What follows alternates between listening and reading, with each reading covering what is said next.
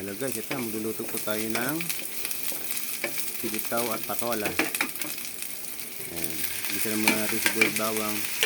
Saka nilagyan po natin ng konti papalasa na yung tanggalika. Ayan.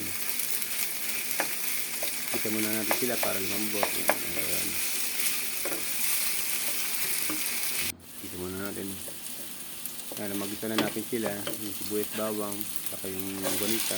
Sabog na natin yung sili. Sili. Sorry po. Yung sitaw. Kasama na sa tagya. Ayan dyan na po.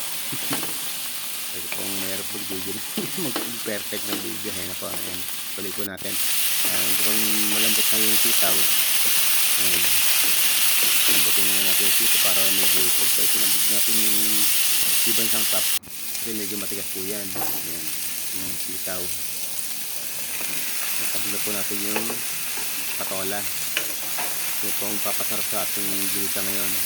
Sitaw, patola. Ginisa sa konting langgolika. Nalagay po natin ng chicharon. Ano po yung chicharon ito pong papasarap doon. Chicharon.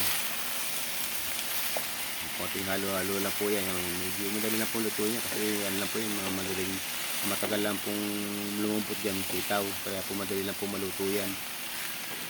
Isa lang po natin. Halo-halo ng konti. Malapit na po maluto yan. Ayan po. Nakaluto na po tayo ng salamat po.